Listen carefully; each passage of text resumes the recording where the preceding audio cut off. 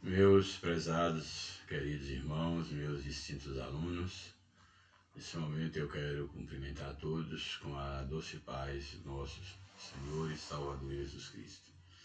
Eu dou graças a Deus por mais uma oportunidade que Ele me concede de poder voltar a postar o comentário de mais uma das nossas lições da CPAD. Estou postando esse comentário bastante atrasado, não tive nenhuma possibilidade de fazê-lo antes, mas nesse momento estarei fazendo e que o Senhor ele possa estar abençoando a tua vida e que essa breve reflexão sobre essa lição ela possa estar de fato acrescentando alguma coisa à tua vida espiritual. Hoje nós temos a lição de número 4, de 26 de outubro de 2025, aí uma série de lições que nós iniciamos deste último trimestre da CPAD do ano de 2025. A lição de hoje tem como título O Corpo como um Templo do Espírito Santo. É um tema muito importante porque nós sabemos que Deus ele nos criou como um ser completo, composto de espírito, alma e corpo, e diferente do que alguns imaginam que devem cuidar apenas da sua parte material, do espírito, da alma, ou para quem crê no homem como um ser tripartido, aqueles que defendem apenas o cuidado do espírito e da alma, mas que o corpo ele não precisa de um cuidado no tocante para Deus, porque o corpo é matéria e ele vai se desfazer e inclusive é uma prisão da alma, como alguns defendem. Porém nós vamos observar que à luz da palavra de Deus, o ser humano, ele na sua inteireza, ele foi feito por Deus, para Deus, é a imagem de Deus.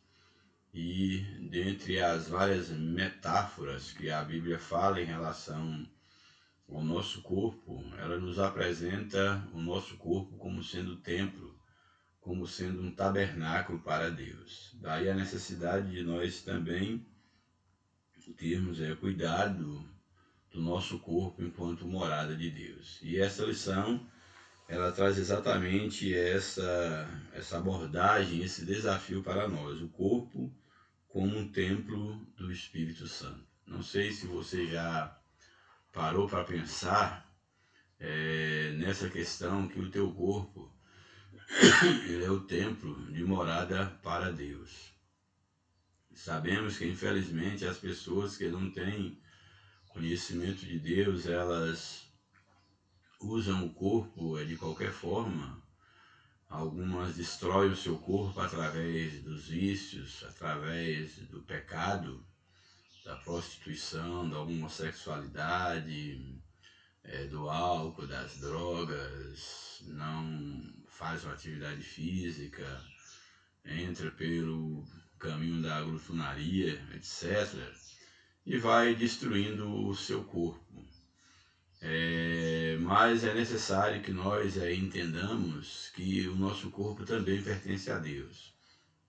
Existem também aqueles que, de uma certa forma, prestam um culto ao próprio corpo, vivem em torno do cuidado do corpo, mas negligenciam a alma, o espírito, e isso também é algo negativo. É necessário que nós cuidemos do nosso ser na sua inteireza. E aqui essa abordagem de hoje é mostrar exatamente que o corpo também é um elemento que deve ter um cuidado especial como um templo do Espírito Santo. O texto áureo para a nossa leitura, ele está em 1 Coríntios, capítulo 6, o verso de número 19, 1 Coríntios 6, 19, ele vai reaparecer um pouco mais à frente, portanto só vou lê-lo no momento. Diz o seguinte: Ou não sabeis que o nosso corpo é o templo do Espírito Santo, que habita em vós, proveniente de Deus, que não sois de vós mesmos? Uma pergunta aqui retórica do apóstolo Paulo aos Coríntios. A verdade prática nos ensina o seguinte: ter consciência de que nosso corpo é a habitação do Espírito Santo faz toda a diferença na maneira como o possuímos. Muito importante essa verdade prática, que é a consciência do que representa o nosso corpo, do que o nosso corpo significa diante de Deus. Isso vai nos levar a agir de forma diferente em relação ao cuidado com o nosso corpo. Quando nós não temos consciência do que o nosso corpo significa diante de Deus, nós nos descuidamos. Porém, o que o comentarista aqui ele coloca é exatamente que ter uma consciência de que o nosso corpo é a habitação do Espírito de Deus, isso faz toda a diferença na maneira como nós tratamos o nosso corpo. Eu acho isso de suma importância, porque muitas das vezes nós, devido à luta do dia a dia, devido ao imediatismo, aquilo que nós temos que fazer para sobreviver nesse mundo cada vez mais difícil, as dificuldades, os desafios e o próprio desprezo que nós temos pela pessoa humana no seu aspecto mais imediato, enquanto o seu corpo, nós muitas das vezes nós nos descuidamos. Não há aquele cuidado quanto ao nosso corpo, no tocante ao que nós alimentamos, a uma atividade física. Às vezes muitos têm uma sobrecarga, trabalham além do necessário. E infelizmente nós sabemos que o homem moderno, ele é um homem que ele cria necessidades. Existem necessidades primárias que o homem sempre teve que batalhar por supri-las, mas o homem atual, ele é um homem que anda criando necessidades. Nós temos aí os meios, as mídias, os meios de influências, comunicação, etc., que eles estão constantemente vendendo conceito, vendendo necessidades, e infelizmente o homem acaba sendo escravizado pelas necessidades criadas, mas que na verdade são coisas contingentes, que ele pode muito bem viver sem essas coisas. E infelizmente muitos cristãos também acabam sendo levados, uma vez que nós não devemos ser ignorantes, a ponto de achar que pelo fato de nós termos um conhecimento de Deus, pelo fato de sermos cristãos, que nós estamos imunes, que nós não nos deixamos influenciar pela lógica, pela ideologia, pela filosofia deste mundo, no sentido das nossas práticas, no sentido de uma certa forma, nós negligenciarmos aquilo que nós não deveríamos negligenciar. E a negligência quanto ao cuidado da saúde, ao cuidado do corpo, quanto a um horário, por exemplo, de descanso, um horário de dormir, quanto à alimentação, o que eu como, o que eu bebo, o que eu faço com o meu corpo, infelizmente isso tem sido constante, essa negligência. Portanto, a você que está me ouvindo, a você que é cristão, eu quero já deixar essa palavra da parte de Deus para você, que o seu corpo pertence a Cristo, o seu corpo é para ser templo e morada de Deus, e você não pode destruir o seu corpo, porque você destruindo o seu corpo, você está destruindo o templo de Deus, que é o teu corpo. Portanto, tenha cuidado, valorize mais o teu corpo. A leitura bíblica em classe, proposta pela lição, está no livro de 1 Coríntios, capítulo 13, os versos de número 16 e 17, depois no mesmo livro de Coríntios, o capítulo 6, o verso 15 até o verso de número 20. irei me deter apenas nos textos que a lição aqui propõe. Portanto, o primeiro texto, 1 Coríntios 3, versos 16 e 17, nos diz assim, verso de número 16: Não sabeis vós que sois o templo de Deus e que o Espírito de Deus habita em vós? Aqui Paulo está chamando a atenção da igreja em Coríntio para aqueles irmãos e dizendo exatamente, afirmando, por meio de uma pergunta retórica, dizendo o seguinte: olha, não sabeis vós que sois templo de Deus e que o Espírito de Deus habita em vós?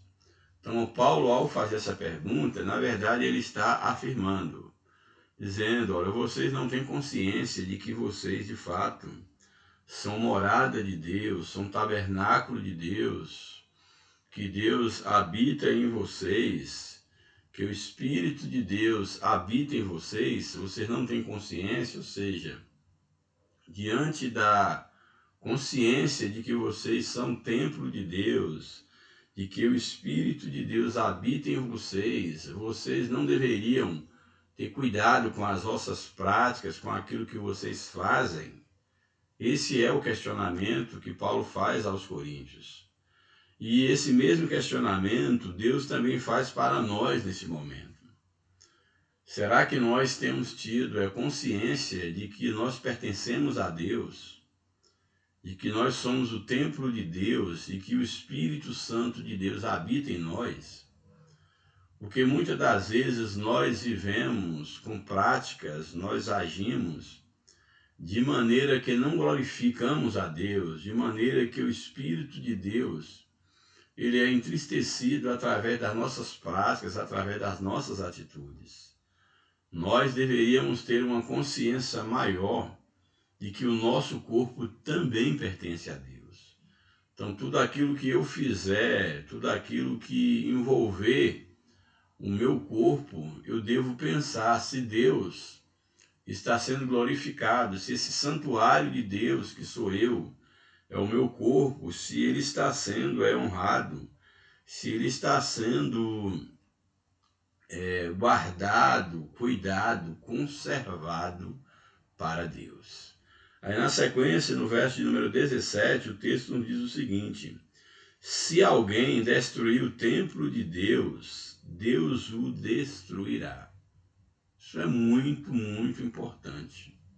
Porque Paulo ele começa dizendo que nós somos o templo de Deus. E agora ele faz uma afirmação muito séria, que se alguém destruir o templo de Deus, Deus o destruirá. Ou seja, a pessoa mais imediata que pode destruir o templo de Deus que somos nós mesmos. Geralmente, quando nós lemos um texto como esse, que nos apresenta se alguém destruir o templo de Deus, Deus o destruirá, nós pensamos nos inimigos externos, alguém que tira a vida do outro, que maltrata o outro, que causa um mal ao outro. Isso também está causando um mal ao templo de Deus, que é o nosso corpo. Porém, é necessário que nós observemos que Paulo aqui, em primeiro momento, ele está falando para os próprios irmãos, para que eles tenham viva a consciência de que os seus corpos pertencem a Cristo, de que eles são templo de Cristo, e dessa feita eles não deveriam estar sujeitando os seus corpos, como ele vai dizer na sequência, por exemplo, à prostituição, ao pecado, à bebedice, a uma vida de destruição do corpo. E agora ele traz de uma maneira mais firme essa palavra, de que se alguém destruir o templo de Deus, que é o nosso corpo, Deus o destruirá. Então, se nós formos parar para analisar o que o texto está dizendo, o texto está afirmando exatamente que você não pode destruir o seu corpo, que é morada de Deus, que você fazendo isso contra o seu corpo, você sofrerá uma punição, uma destruição da parte de Deus. E essa destruição, certamente, ela não está limitada apenas ao teu corpo, mas ao teu ser como um todo. Porque se nós somos feitos à imagem e semelhança de Deus, a Bíblia diz que nós devemos conservar para Deus perfeito, irrepreensíveis, espírito, alma e corpo. Então não é apenas negligenciar a alma e o nosso espírito que nós sofreremos punição da parte de Deus. Mas o texto está dizendo que você negligenciar o seu corpo, você destruir o seu corpo com o pecado ou com tudo aquilo que fere a santidade de Deus, que mancha esse tabernáculo, enquanto morada de Deus, você receberá uma punição. Você receberá consequências sobre você pelo fato de você destruir o teu próprio corpo que não te pertence, mas que é morada de Deus. Então é isso que o texto ele deixa de forma muito clara. Se alguém destruir o templo de Deus, Deus o destruirá. Que fala de uma destruição eterna, de destruição no tocante do afastamento de Deus. E aí na última parte do texto diz o seguinte: porque o templo de Deus que sois vós é santo. Ou seja, você não pode destruir o seu corpo, porque esse templo, esse corpo, ele é separado para Deus. A ideia de santo é algo que foi separado, que foi dedicado para alguém. E no nosso caso, nós enquanto cristãos conscientes, nós sabemos que nós somos separados para Deus, nós somos consagrados para Deus. E uma vez que eu fui consagrado para Deus, que o meu corpo foi consagrado para Deus, ele não me pertence mais. Ele pertence a Deus, ele é santo, ele é separado. E uma vez que ele é separado para Deus, eu não posso mais, eu não tenho mais o direito de fazer com ele o que eu quero. Daí essa ideia que o templo de Deus que sois vós é santo. Louvado seja Deus. Seria muito interessante que em meio a toda essa realidade materialista, essa realidade de desvalorização do humano e do corpo, através do pecado, da orgia, seria muito importante se todos nós tivéssemos essa compreensão, que o meu corpo não pertence a mim. Eu, enquanto cristão, eu não tenho direito de fazer com o meu corpo o que eu quero. Não, vou passar noites sem dormir, vou passar noites destruindo o meu corpo, destruindo a minha saúde física, o meu cérebro, a minha saúde mental, me enchendo de coisas que vai minando as forças do meu cérebro, a minha capacidade de raciocínio, que vai me trazendo um adoecimento físico, mental, etc. Não vale a pena. Eu conheço pessoas que, infelizmente, elas estão se acabando, porque elas não enxergam os limites das suas forças, os limites do seu corpo, e elas vivem como se fosse uma máquina. Porém, o Senhor, ele é um Deus misericordioso. Eu posso dizer que Deus, ele tem sido misericordioso para comigo. Ultimamente, Deus tem me feito sentir a necessidade, tem me feito sentir a importância, melhor dizendo, de investir no meu ser como um todo, de um cuidado maior com o meu espírito, com a minha alma e com o meu corpo, porque eles pertencem a Deus. E o cuidado com o meu corpo, o cuidado com a minha alma, o cuidado com o meu espírito, isso significa exatamente estar conservando a minha vida, conservando todo o meu ser como um templo, como uma morada de Deus. Portanto, mesmo que você esteja ou tenha estado diante de um momento de extremo desafio, extrema tensão, extremo ativismo, seja religioso, seja secular, pare, peça misericórdia a Deus e reveja os teus conceitos.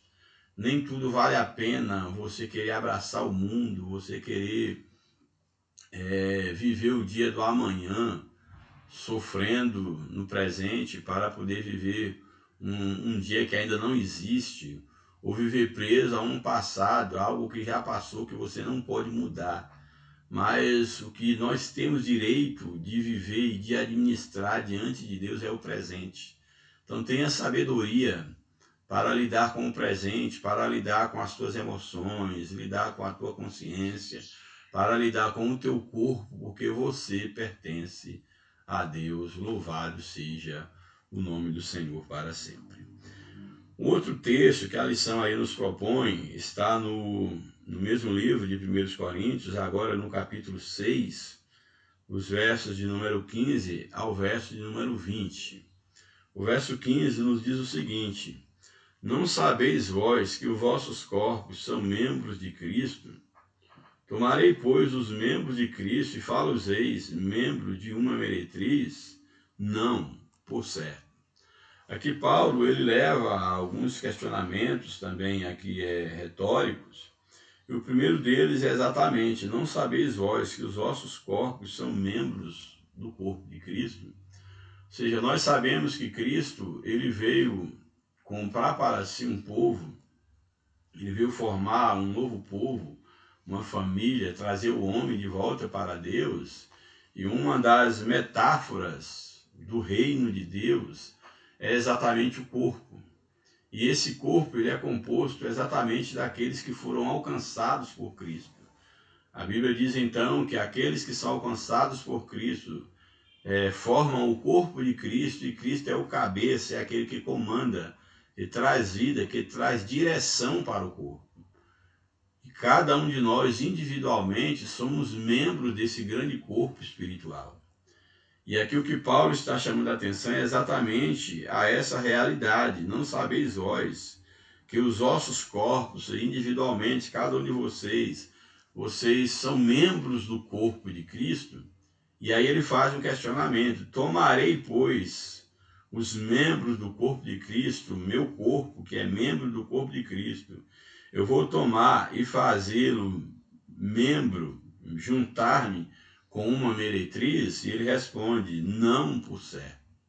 Porque o que Paulo está dizendo é exatamente que uma vez que o meu corpo, que eu pertenço ao corpo de Cristo, eu sou membro do corpo de Cristo, eu não posso, através do meu corpo, entrar pela prática, por exemplo, da prostituição.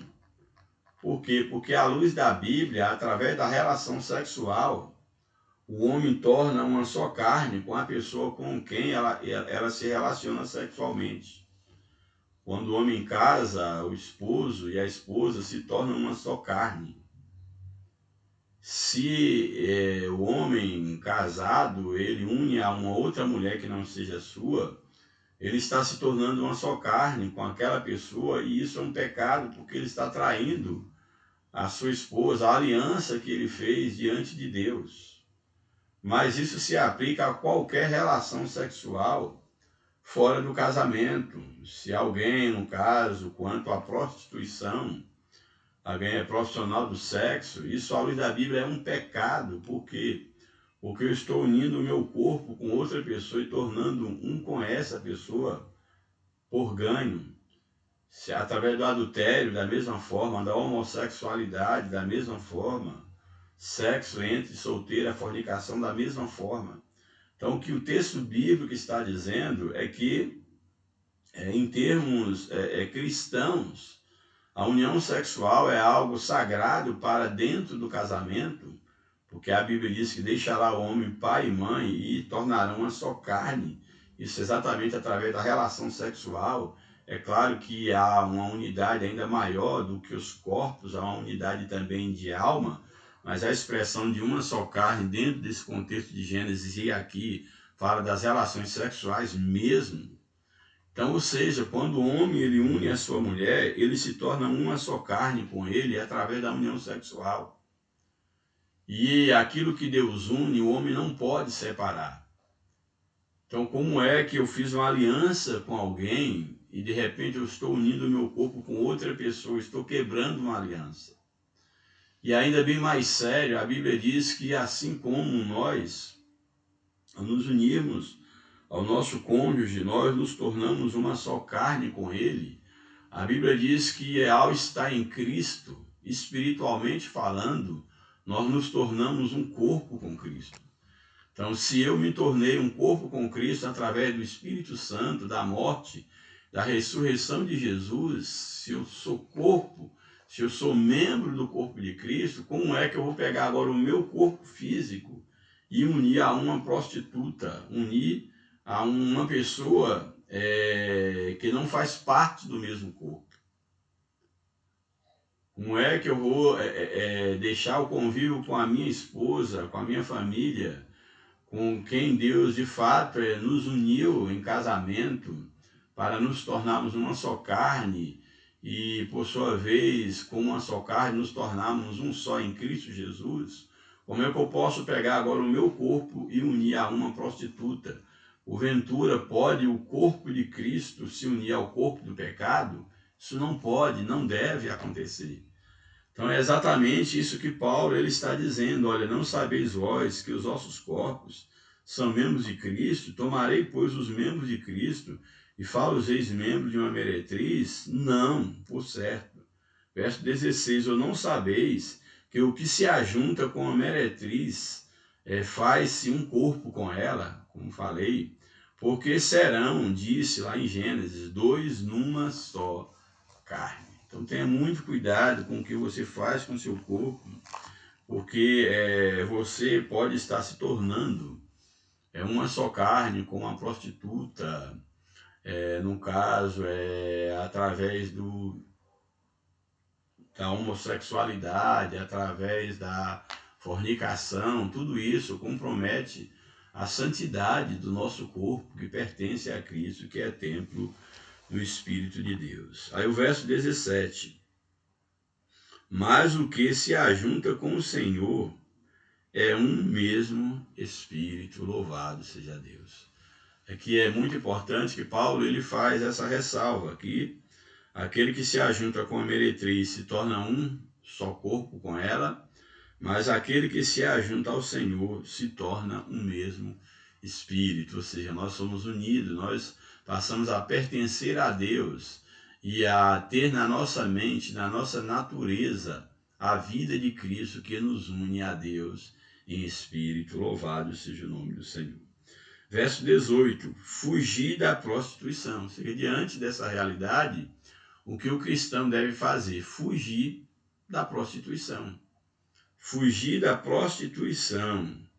Ele vai afirmar, todo pecado que o homem comete é fora do corpo. Ou seja, tudo aquilo que o homem comete através dos seus braços, da sua boca, etc., tudo que ele comete é fora do corpo, mas o que se prostitui, ele peca contra o seu próprio corpo.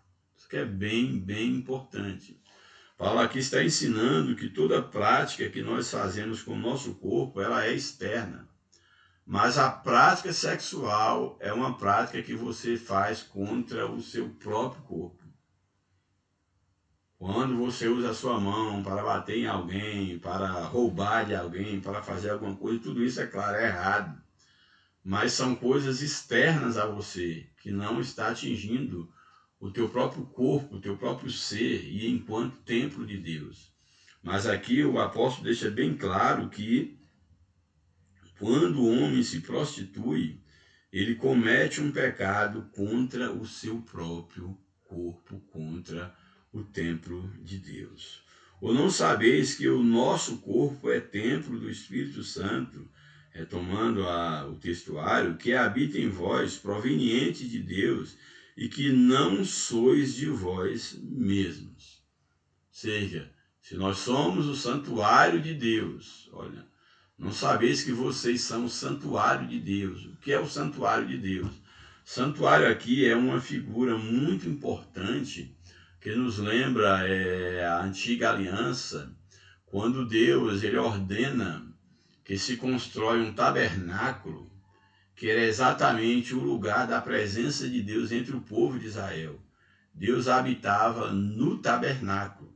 Então havia ali um lugar físico, onde de fato a presença de Deus estava no meio daquele povo. Imagine um povo que estava andando no deserto, um povo cercado de inimigos, mas que no meio daquele povo havia um espaço onde de fato Deus habitava no meio do povo. E não é aqui só uma ideia de uma mera simbologia. O tabernáculo foi uma ordenança divina. E de fato a presença de Deus estava no tabernáculo. Era o Senhor quem guardava o povo, quem protegia, quem livrava dos inimigos, quem dava direção, tudo isso através da sua presença no tabernáculo. E agora, na nova aliança, é muito importante nós observar que o nosso corpo é o tabernáculo de Deus. Imagine você viver neste mundo tão difícil, com tantos desafios a serem enfrentados, sem a presença de Deus. É maravilhoso quando você começa a entender que há em você o Espírito de Deus, que Deus habita em você, e que mesmo você passando por uma dificuldade, seja uma enfermidade, seja um problema na família, seja um problema no trabalho, você não perder a consciência de que Deus está com você, de que você é o tabernáculo de Deus, de que Deus habita em você, e que a despeito das dificuldades, você tem em você um Deus que cuida de você, um Deus que te dá força para enfrentar dificuldades, um Deus que às vezes não te livra da luta, não te livra de passar pelo fogo, mas Ele está com você no fogo, Ele está com você na luta, e você só tem vencido exatamente porque Deus habita na tua vida. É maravilhoso quando você tem essa experiência com Deus, quando você tem essa consciência de que Deus está aí. Ah, mas as coisas parecem que tudo está acabando, tudo está destruindo, eu já não tenho mais força, eu já não tenho mais vigor. Mas conserve a consciência de que Deus está aí. Maior é o que está conosco. Deus, Ele é o nosso refúgio. Ele é a nossa fortaleza. Ele está dentro de você e nada poderá te destruir.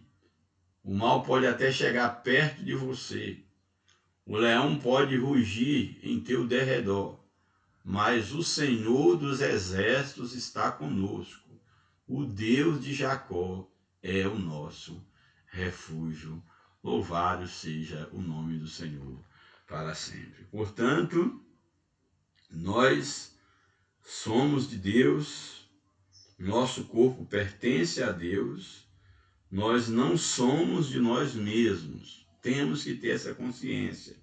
Verso 20, porque fostes comprado por bom preço. Glorificai, pois, a Deus no vosso corpo, no vosso espírito, os quais pertencem a Deus. Aqui Paulo, ele fecha as suas orientações dizendo, olha, vocês foram comprados por um bom preço. A ideia aqui de um bom preço, Paulo ele está querendo dizer que nós somos resgatados pelo preço máximo. Que um bom preço não é uma boa quantidade de dinheiro, uma considerável quantidade, não.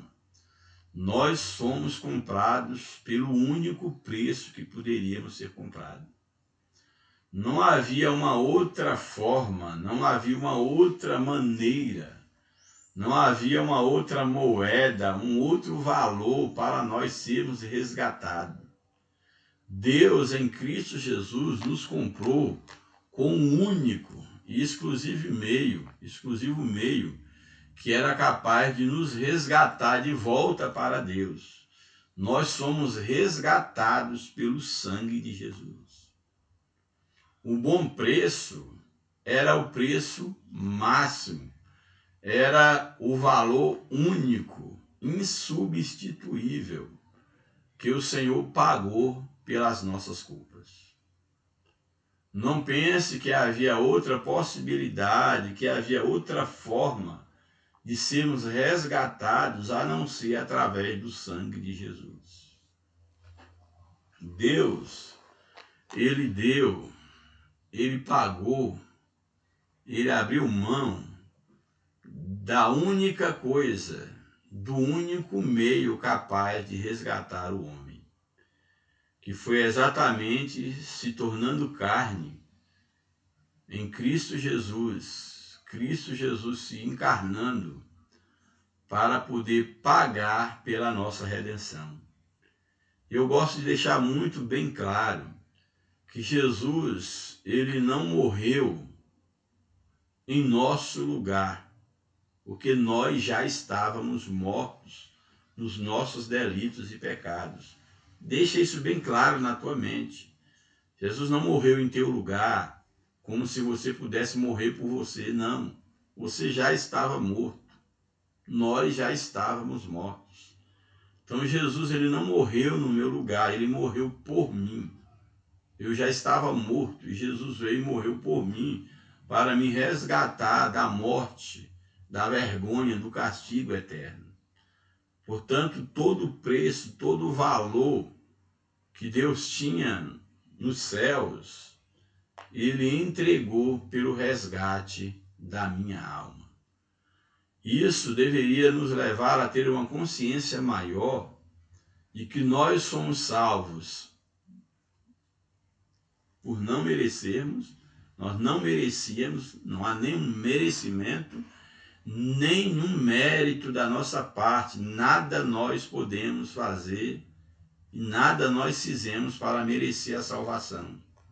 Essa é a primeira grande realidade que todo aquele que aproxima de Cristo deve ter na sua mente. Você não merecia ser salvo, como não merece. Então, não merecíamos. Uma outra grande verdade: fomos salvos pela graça. E o que é a graça? A graça é um favor imerecido que não merecemos. O que é a graça? A graça de Deus é Jesus. Porém, também uma outra verdade deve ser levada em consideração: que quando nós falamos que fomos salvos pela graça, que Cristo pagou o preço, nós não podemos confundir a graça de Deus com algo de graça, no sentido de algo que não tem valor, com algo sem valor. A graça, ela não é barata. A graça é cara. A graça custou tudo. A graça custou a vida de Cristo. A graça foi o próprio Deus se humanizando, se doando pela humanidade. Portanto, graça não significa, não é sinônimo de algo barato. A graça não é barata. A graça custou o mais sublime, o mais elevado preço. Porém, eu não podia, eu não posso, você não pode pagar. Por isso, Deus pagou o preço e fomos salvos pela graça, fomos salvos por Cristo, que é o maior tesouro, a maior riqueza que nos redimiu da nossa pobreza espiritual, nos resgatou das trevas para a bendita luz do nosso Senhor e Salvador Jesus Cristo. Louvado seja o nome do Senhor. Então, que você venha valorizar essa graça e que você venha conservar o teu vaso, o teu corpo, como templo dessa graça, como um templo e morada do Senhor. Louvado seja o nome do Senhor para sempre. Vou ler a lição, fazer aqui alguns comentários pontuais dentro do comentário da lição. A introdução. Na lição anterior, vimos como o pecado afetou o corpo humano, trazendo sofrimento e morte. Mas vimos também que a obra redentora de Cristo é poderosa para restaurar todas as coisas, o que inclui a redenção de nossa matéria corrompida.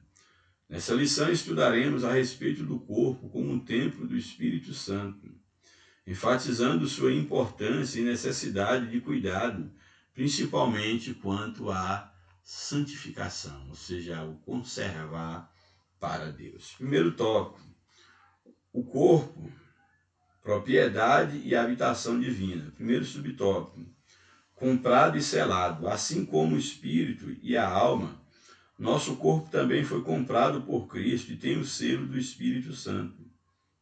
Isso nos torna propriedade de Deus em todos os aspectos, inclusive no aspecto físico, que é literalmente templo e santuário.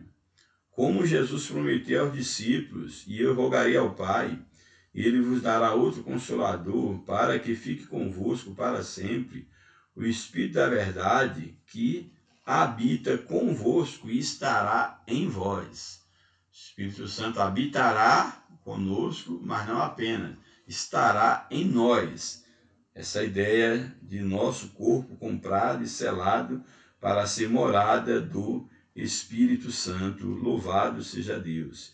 Indica dois estados distintos. Antes da morte e ressurreição de Jesus, os discípulos tinham a presença do Espírito Santo com eles. Depois passaram a tê-lo dentro deles, pela experiência da regeneração, do novo nascimento. Como propriedade e habitação divina, temos de nos santificar e nos dedicar a Deus por inteiro. Enganam-se os que dizem que Ele quer apenas o coração. Aqueles que dizem Deus quer apenas o coração estão totalmente enganados, porque todo o nosso ser, espírito, alma e corpo, devem ser conservados para o Senhor. Subtópico 2. Não sabeis vós? A pergunta retórica feita por Paulo aos Coríntios indica que, apesar de ensinados, faltava-lhes uma compreensão espiritual correta acerca da mordomia do corpo. O apóstolo faz semelhante indagação por 4 vezes. Os coríntios eram imaturos e carnais, por isso haviam tanto pecados entre eles. Discussões que visavam negar a necessidade de santificação corpórea são sinais de imaturidade e carnalidade, inclusive as relativas ao vestuário.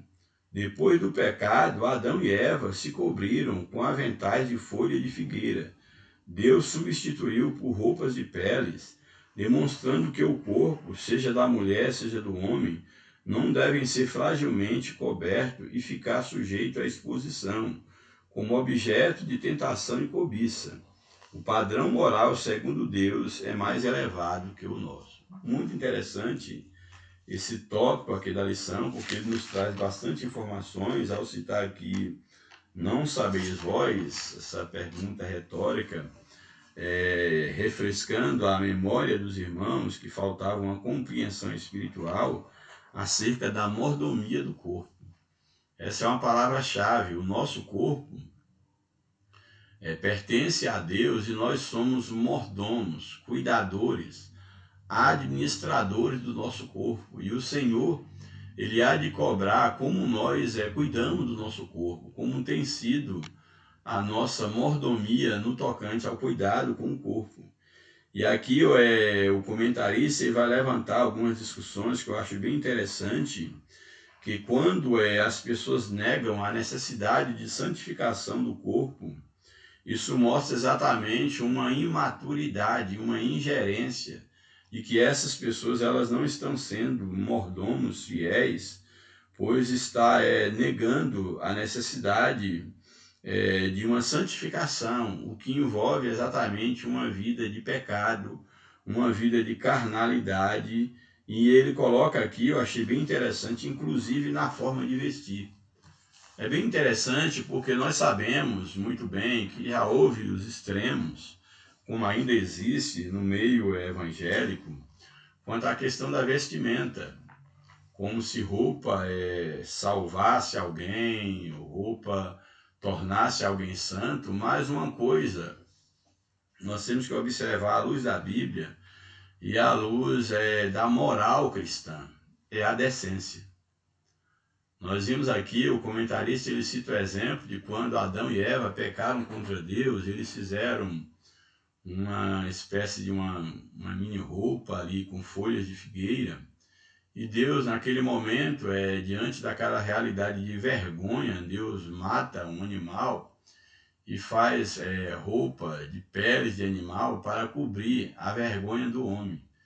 E aqui eu achei interessante a leitura do comentarista, porque mostra que o cuidado de Deus ao fazer isso, ele vai exatamente trazer uma lição de que o corpo do homem deve ter um padrão de moral, um cuidado maior que não deve ser negligenciado, que a nudez, o corpo não deve ficar à disposição para o pecado, para a cobiça, para a sensualidade, etc. Mas o que isso tem a ver conosco, enquanto cristão, enquanto uma vida de santidade? Tem tudo a ver. A Bíblia diz que tudo que nós fizermos tem que ser para a glória de Deus. E a Bíblia nos ensina a decência e a ordem. Então não é pelo fato de que Deus, geralmente são pessoas que pensam dessa forma, Deus, o que importa é o meu espírito, Deus não está preocupado com o meu corpo, eu tenho que conservar para Deus o meu espírito, Deus quer o coração, e aí eu vou negligenciar o cuidado, negligenciar a decência, negligenciar uma vida de recato, e aí eu posso usar qualquer roupa, de qualquer forma, posso estar expondo o meu corpo, principalmente na época de hoje, onde muitos estão expondo o seu corpo nas redes sociais, inclusive pessoas cristãs, e infelizmente, para a vergonha de muitos, nós temos aí jovens, adolescentes, que infelizmente até já pessoas casadas, mulheres que expõem o seu corpo como se estivesse numa vitrine, expõem o seu corpo como uma carne exposta num açougue para o cliente escolher o pedaço que ele quer, apreciar e ali escolher aquele pedaço de carne que ele for do seu apetite, do seu interesse. E infelizmente que nós temos percebido que mulheres e homens, e na maioria das vezes isso se aplica às mulheres e até mulheres cristãs, que elas têm feito uma exposição do seu corpo, por exemplo, na internet, nas redes sociais, com roupas que sensuais, com posturas, em ambientes onde ela tem a possibilidade de poder estar mostrando o seu corpo para que ele seja apreciado, para que ele seja cobiçado, para que ele seja desejado como um pedaço de carne.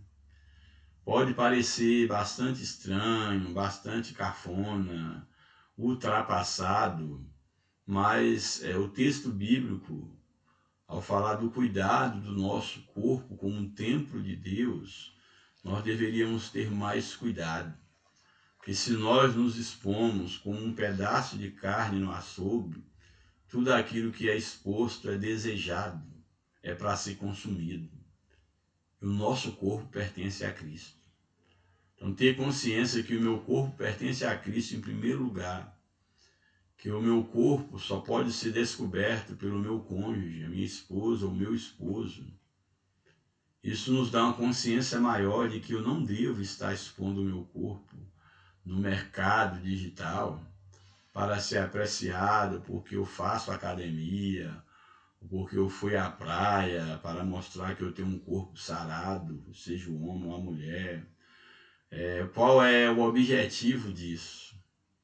Já parou para pensar? Qual o objetivo de você, mulher, mostrar as curvas do teu corpo na internet, ou você, homem? Qual o objetivo? Uma vaidade louca? Você acha que isso está valorizando o teu corpo? Não. Isso está depreciando o teu corpo. Você está como um pedaço de carne no açougue para ser apreciado. Isso não é valorização. Isso é uma desvalorização do teu corpo. A decência, o recato, a pureza, o conservar-se a si mesmo, conservar o seu corpo como o templo de Deus, conservar o seu corpo para o seu marido, a sua esposa, o seu futuro esposo, sua futura esposa, isso é um dever, isso é bíblico. Portanto, entenda essa verdade em nome de Jesus. Tenha mais cuidado, mais respeito com o teu corpo que é sagrado. Subtópico 3, propriedade e domínio. O detentor da propriedade deve ter também o domínio. Se pertencemos ao Espírito Santo, ele detém a propriedade do nosso corpo, ele também deve ter o domínio. Se pertencemos ao Espírito, devemos viver sob seu domínio. Como enfatiza Paulo, nosso corpo é para o Senhor e não para as impurezas. Somos membros de Cristo e templo do Deus vivente. Por isso, o pecado contra o corpo ofende gravemente a santidade de Deus e produz terríveis sofrimentos. Então, o pecado contra o corpo fere a santidade de Deus e produz terríveis sofrimentos naqueles que assim o procedem. Quando isso acontece, somente um profundo arrependimento, sincera confissão conduzem a uma verdadeira e completa cura e restauração.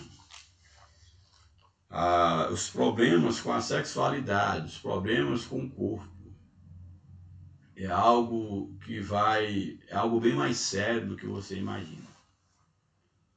Um abismo chama outro abismo. O melhor é você ter consciência, eu sou de Jesus. Eu tenho que glorificar a Deus no meu espírito, na minha alma e no meu corpo.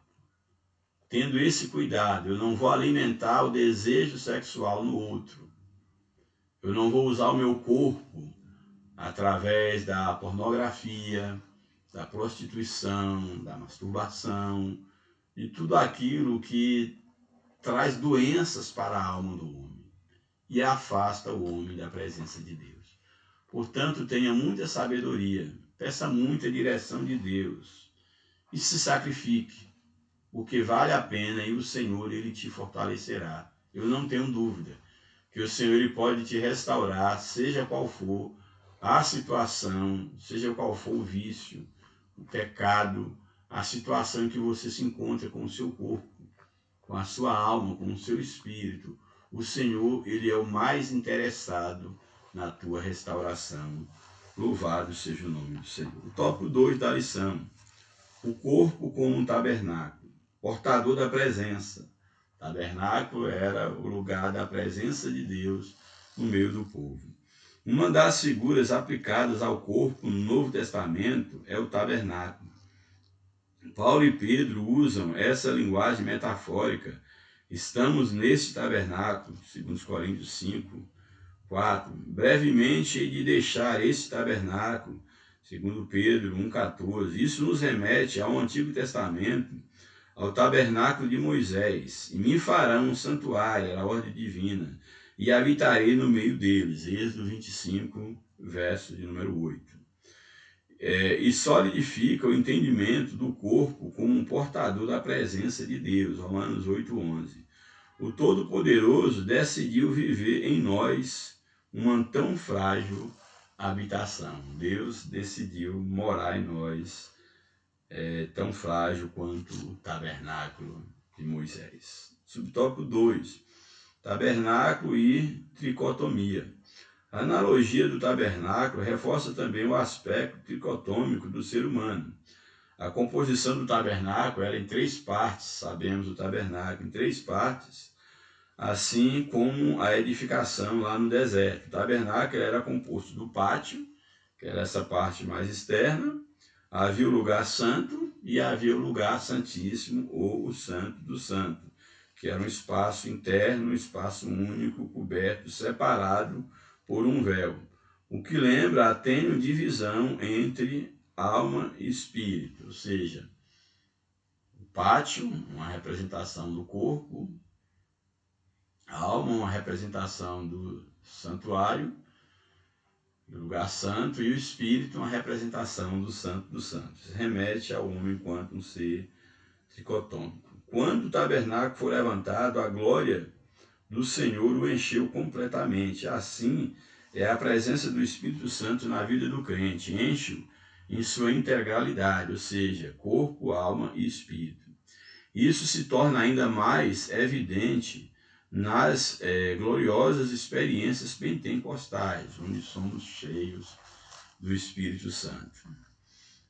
Subtópico 3, um tabernáculo guiado. Outra lição espiritual que extraímos da metáfora do tabernáculo é a importância de ter a presença de Deus como um guia permanente e eficaz em nossa vida. Se a nuvem do Senhor que estava sobre o tabernáculo se levantava, os filhos de Israel caminhavam. Se não se levantavam, permaneciam no mesmo lugar. Ser sensível ao Espírito nos livra de decisões e movimentos errados em nosso viver diário. É melhor seguir a nuvem, quer de dia, quer de noite. Isso aqui é bem interessante, porque a Bíblia diz que Deus, ele mandava uma nuvem de dia e de noite, uma coluna de fogo, uma coluna de nuvem, para poder guiar o povo no deserto. E quando aquela nuvem ela se levantava, o tabernáculo então era desmontado e o povo seguia então aquela nuvem e armava-se o tabernáculo onde ela parava. Se a nuvem permanecesse parada, o povo não saía do lugar. Então isso é de um significado tão profundo, porque nos mostra exatamente que o tabernáculo ele era guiado por Deus.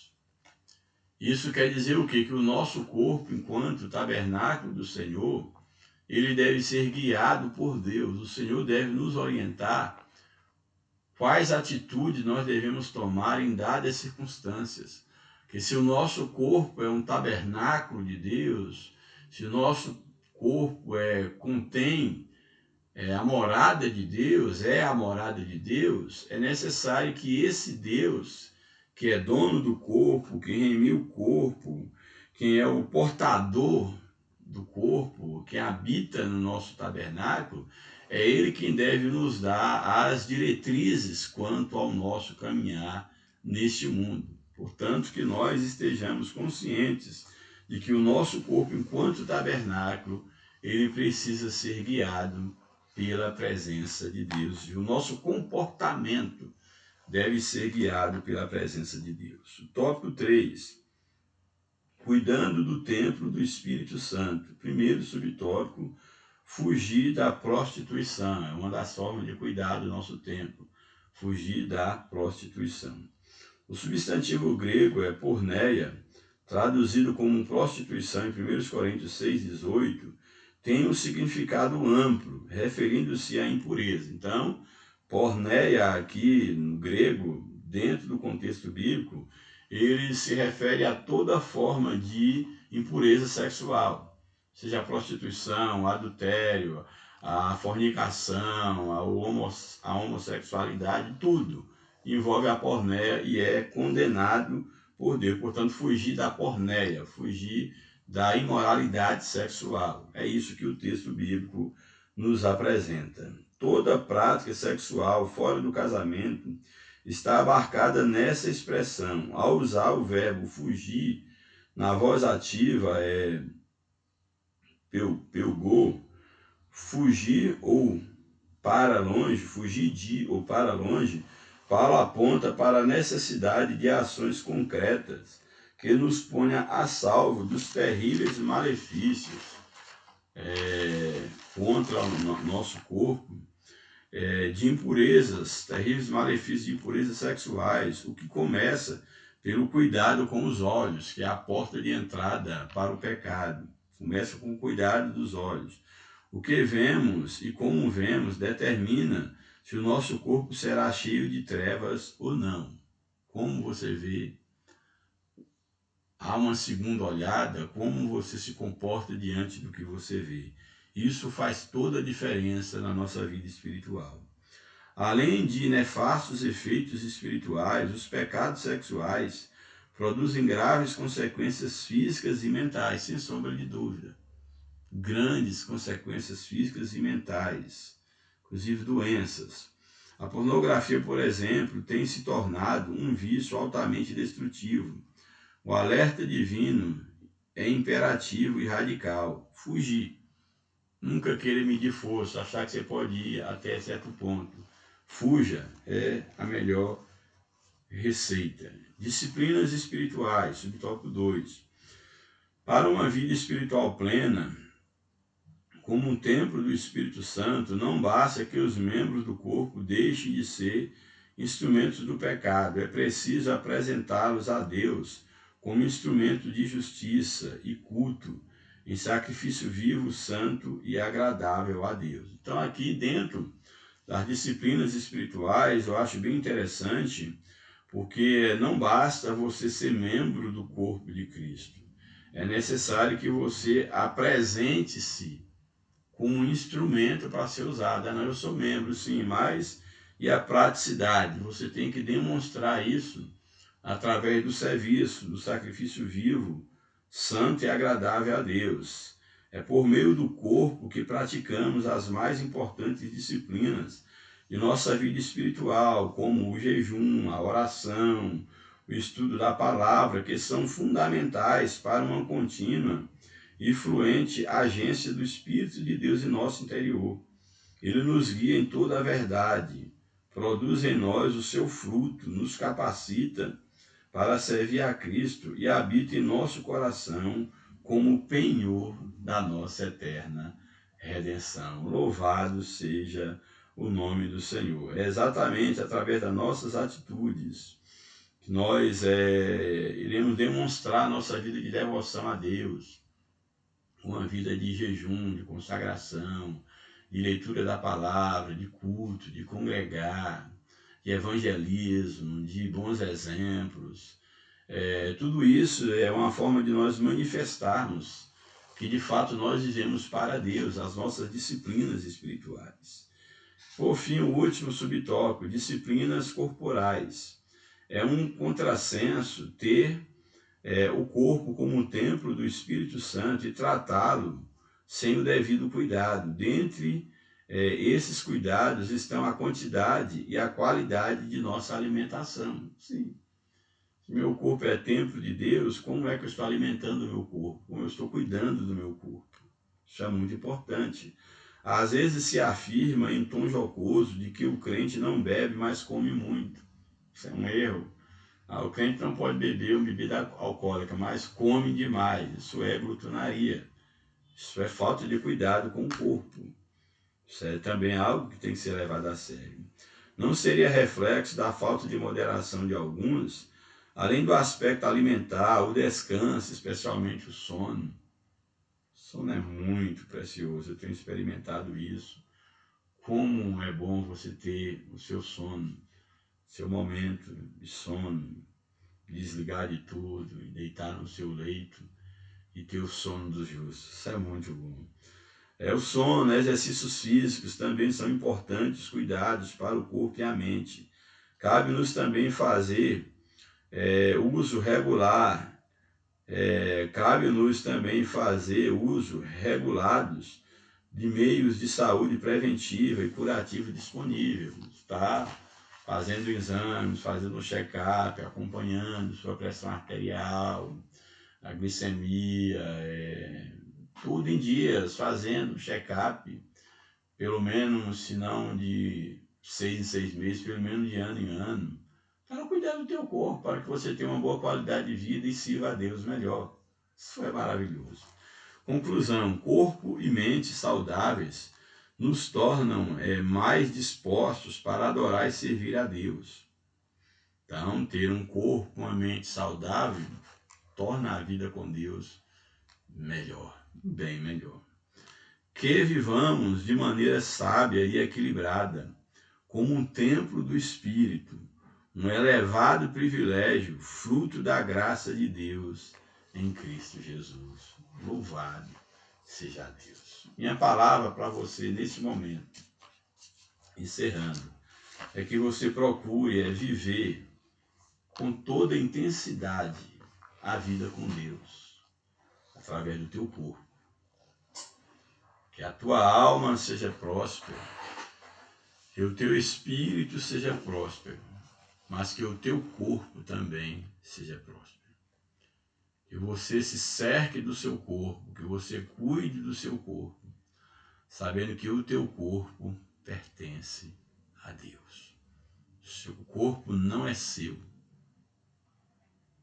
O corpo, antes de ser da sua esposa, do seu esposo, ele é de Deus. nós precisamos glorificar a Deus através do nosso corpo.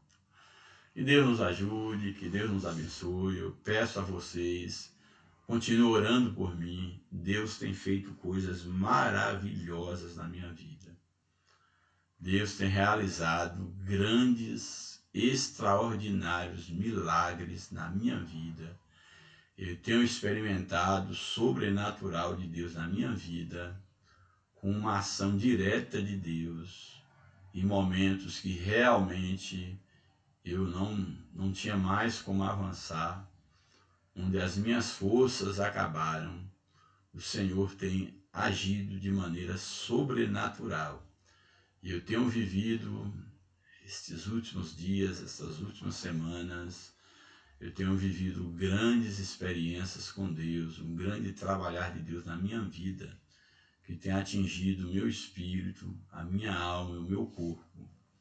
Portanto, eu peço a você que tem acompanhado o meu trabalho, continue orando por mim, para que o Senhor continue completando a boa, a perfeita obra que Ele tem iniciado na minha vida.